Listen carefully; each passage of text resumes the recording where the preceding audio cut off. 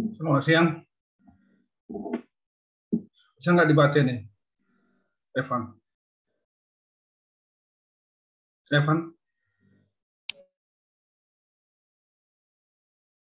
Evan Rasih Harita. Ya, Pak. Bisa nggak dibaca ini? Bisa, Pak. Baik. Pada kuliah yang lalu telah kita ingatkan agar kalian menjawab ini pertanyaan ini. Kalian gunakan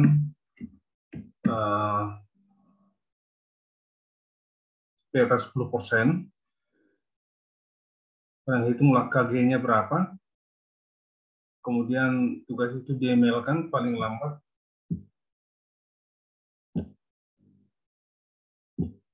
10 April. Oke.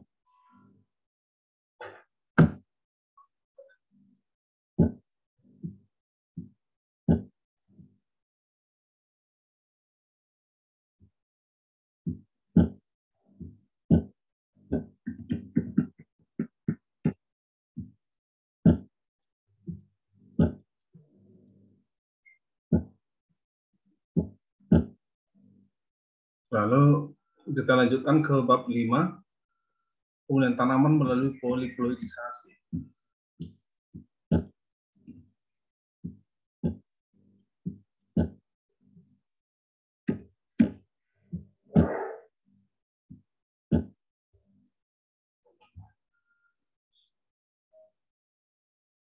Kebanyakan tanaman pangan adalah poliploidi, seperti padi, tebu, kentang, pisang, dan lain sebagainya, termasuk tanaman kopi. Poliploidisasi pada tanaman tersebut terjadi secara alamiah. Maksudnya mungkin adalah terjadi poliploidisasi pada tanaman-tanaman tersebut, termasuk kopi, sebab tanaman-tanaman itu mempunyai daya adaptasi, daya produksi yang tinggi. Misalnya tanaman tetraploid kawin dengan tanaman diploid yang menghasilkan turunan triploid. Ini kembali sudah kita ingatkan waktu di genetika. Meskipun banyak kesulitan yang dialami dalam melakukan poliploidisasi, tapi poliploidisasi dilakukan dengan dua arah. Pertama, memperbaiki karakter kuantitatif tertentu, seperti organ, besar organ, memperbanyak kandungan kimia, terutama pada tanaman yang autopoliploidisasi, pada tanaman alogami. Yang kedua adalah menghasilkan bastard melalui allopolidisasi dari F1 untuk menyatukan karakter-karakter dari spesies yang berbeda. Misalnya untuk menyatukan karakter produksi tinggi dan karakter spesies dengan ketahanan terhadap hama dan penyakit yang tinggi. Nah, untuk nomor 2 ini umumnya digunakan adalah bahan kimia kolmisin. Kita lanjutkan dengan poliploidisasi, autoploidi, triploid, dan alloploidi. Poliploidisasi adalah penggandaan jumlah genom. Jumlah genom itu set kromosom. Jadi kalau ada satu set kromosom itu 24, maka 24 lah poliploidinya. 24 lah jumlah genomnya. Yang pertama adalah autopoliploidi atau autopoliploidi.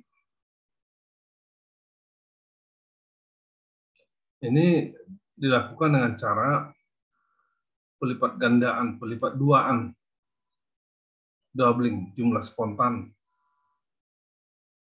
dari kromosom secara spontan atau buatan bantuan.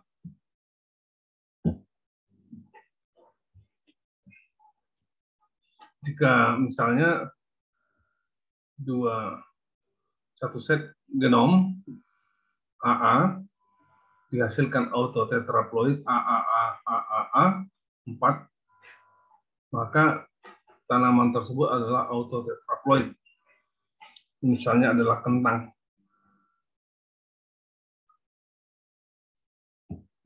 Nah, kalian pelajari di buku Colhizin, di buku yang sudah kita pelajari di genetika, cara penggunaan Colhizin ini.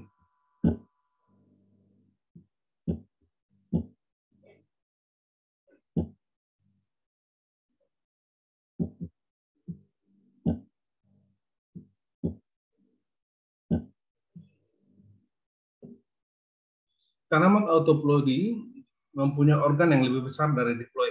Daunnya lebih lebar dan tebal. Buahnya lebih besar. Mungkin karena disebabkan oleh sel-selnya yang lebih besar. Namun, tanaman autopoliploidi ini mempunyai fertilitas yang lebih rendah.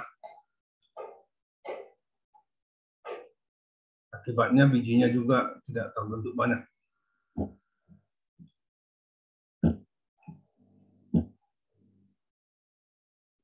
Di alam, autoploidi lebih jarang terjadi dibandingkan alloploidi. Ini sudah kita bicarakan pada genetika. Tetapi pada autoploidi buatan, lebih sering dilakukan para pemulia tanaman daripada alloploidi buatan. Ini karena secara teknis mudah dilakukan. Pemulia tanaman telah melakukan autoploidi buatan pada jagung, padi, tomat, tembakau, biji gula, dan berbagai leguminosa, buah-buahan, sayur-sayuran, dan bunga. Sudah banyak yang dilakukan dengan menggunakan alloploidi ini.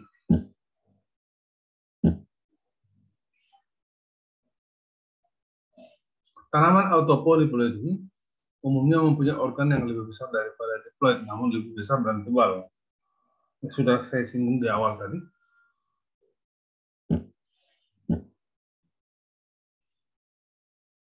Di alam autoploidi lebih jarang terjadi dibandingkan alloploidi.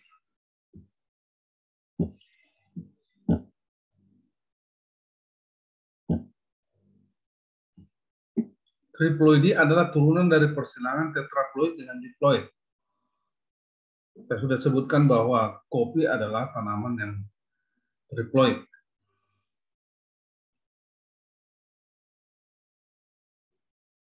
Sehingga tanaman triploid diperbanyak secara aseksual.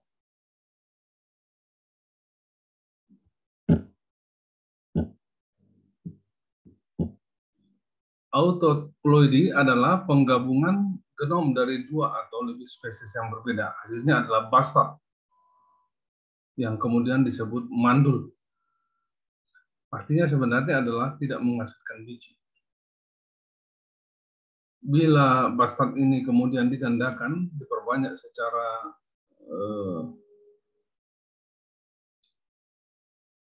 Colhizin, maka dihasilkan autotetraploidi yang fertil. Tanaman autoploidi yang terjadi secara spontan di alam seperti wheat, oats, cotton, tobacco, sugarcane, dan mustard itu dapat diperbanyak secara biji. Jadi artinya kita di sini hanya menyinggung kembali apa yang sudah kita pelajari sebelumnya.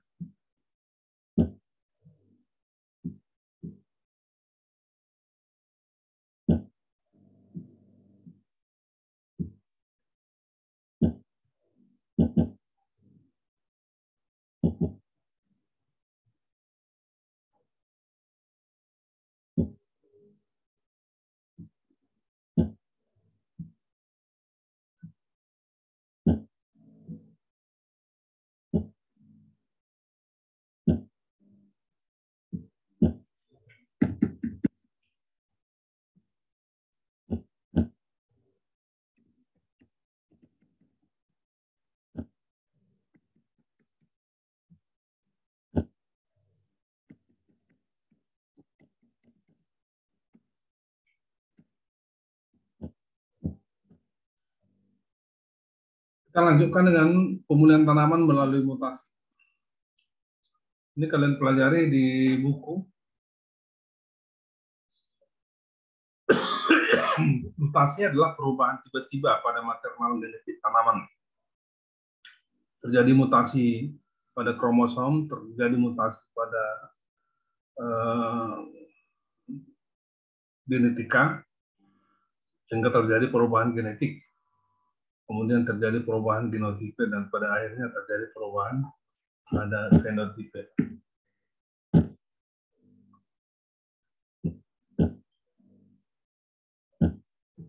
Ini juga sudah pernah kita singgung, hanya mengingatkan kembali, yaitu mutasi alamiah, natural mutation atau alam, tidak oleh manusia, tapi oleh alam.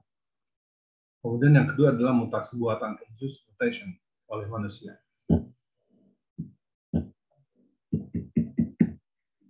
Pemulihan tanaman yang terjadi melalui mutasi pada tanaman untuk menciptakan variasi genetik.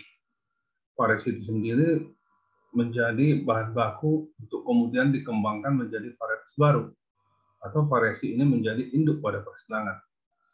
Induk pada persilangan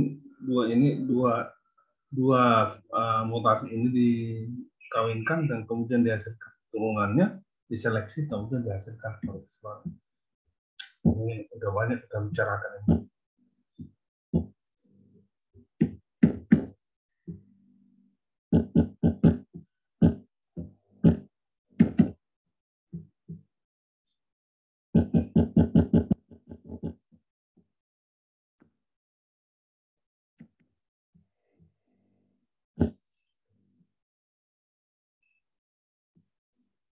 Hidupkan dulu video masing-masing.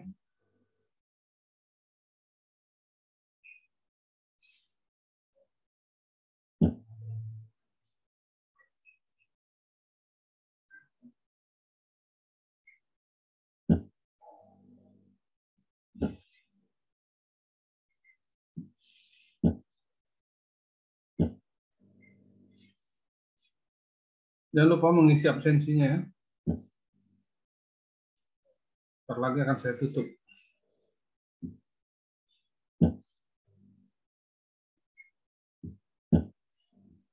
Saya nggak mungkin panggil satu persatu ya.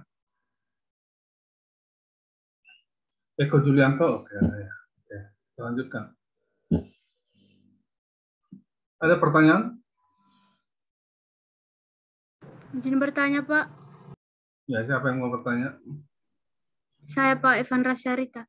Untuk tugas yang mencari kemajuan genetika itu, Pak, kan sebagian kami serahkan, Pak. Jadi kami serahkan kembali ya, Pak. Ya, baca-baca lagi ya. Mana tahu ada perbaikan, kirim lagi. Kalau nggak ada perbaikan, ya itu aja yang sudah kau kirim itu. Belum saya sempat baca. Baik, Pak. Oke, Evan, ya. Yang lain ada pertanyaan?